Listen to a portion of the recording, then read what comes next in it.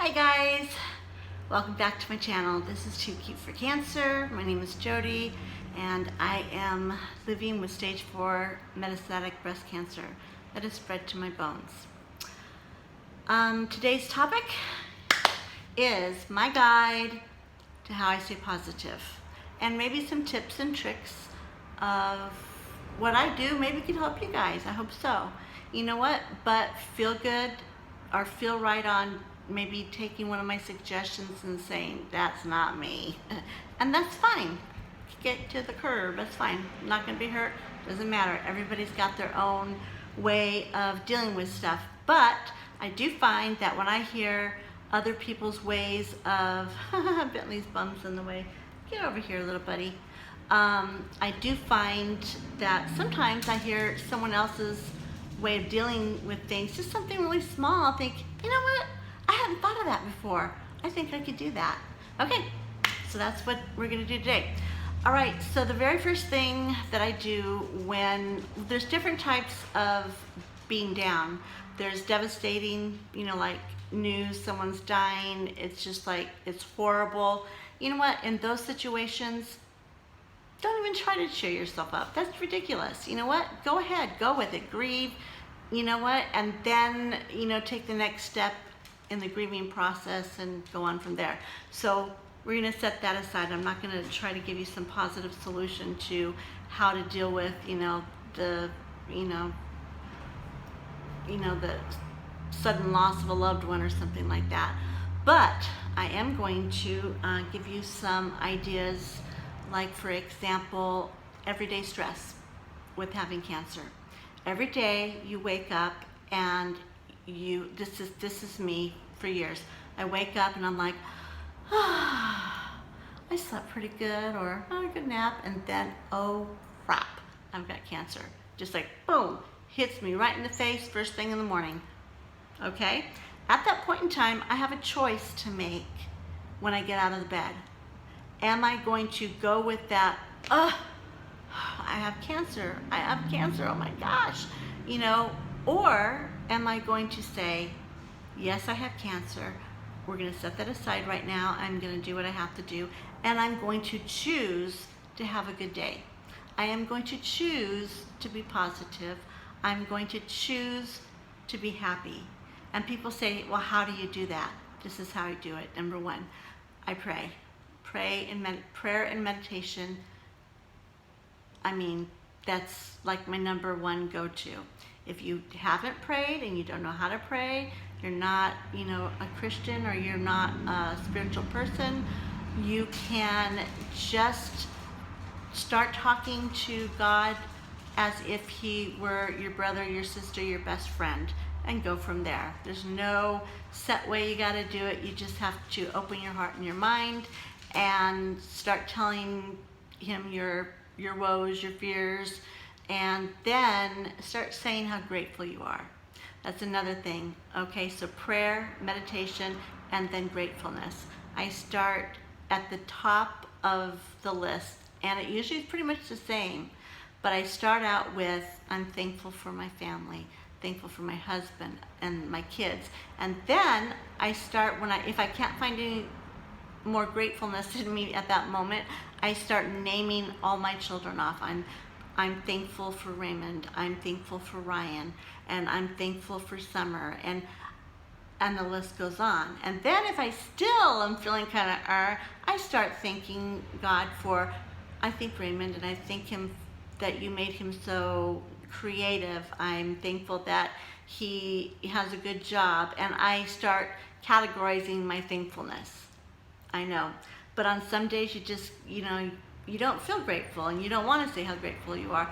So sometimes a necessity, you've got to do that. You got to push yourself in that direction. Okay, a second thing that I do when I'm feeling just like it's just overwhelming, paying the bills, making the doctor's appointments, and just, I take a break. I get an egg timer, or set your iPhone and I set it for 20 minutes, 15 minutes, whatever time I have at that moment. Sometimes it's only 5 minutes, but I do it. And I just completely, totally do nothing that is related to cancer. I watch a silly YouTube, something funny.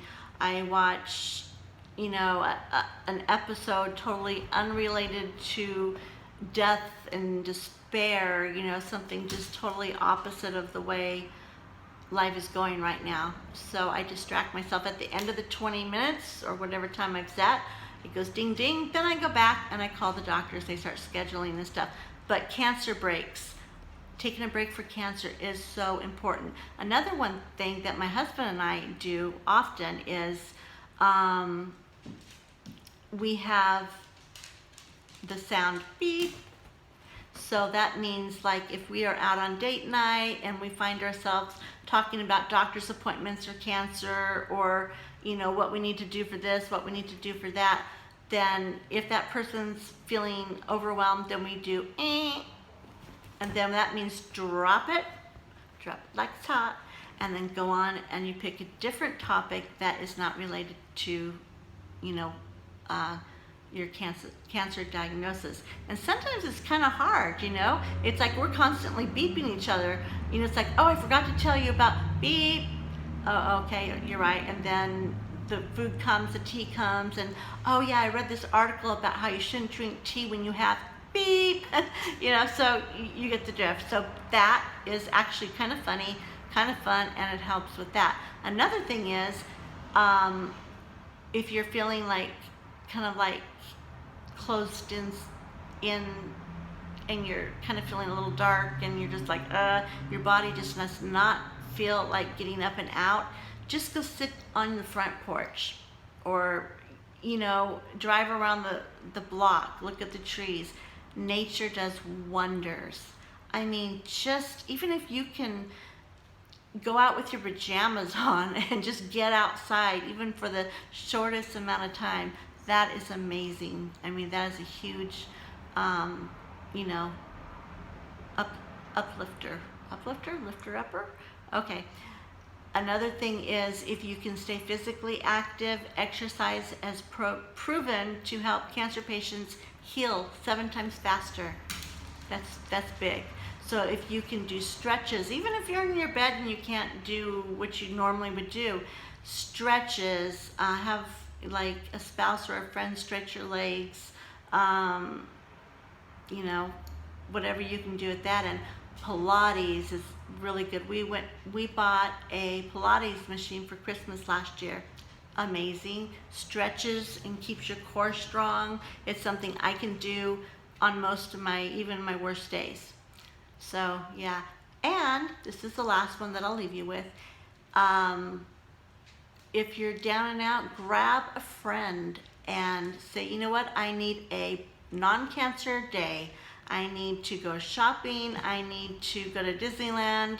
Even if you have to be wheeled there, do it. Just take a friend and say, let's have some fun. Let's, maybe go watch a comedy movie that's out. Bentley, you're okay, buddy. Sorry, Bentley's here. You gotta meet him. Say hi. Say hi, everybody. Hi, everybody. He's like a little bit camera shy. Mama's baby. So, another one. Almost forgot. Pets. Pets are a great way to deal with positivity. Take your dog for a walk. Just sit down and pet him for a little bit, and not beat him when he's making noise when you're trying to record. Bentley, enough. I think Daddy might be home. That's why he's getting excited. So anyway, that's all for today. I hope you found this useful. I have a million more, so we'll probably do a guide to positivity, break it down into different categories, and maybe do a playlist for that. So, all right. Oh, and next week we will be doing, To Keep for Cancer channel, we'll be doing a contest for a free wig giveaway, and not a crappy ass wig, a high-end John Renault, one of their newest styles and colors. So there you go. All right, I love y'all. Take care. And I'll see you next time at Too Cute for Cancer. And don't forget to hit the subscribe button and ding, ding, ding, ding.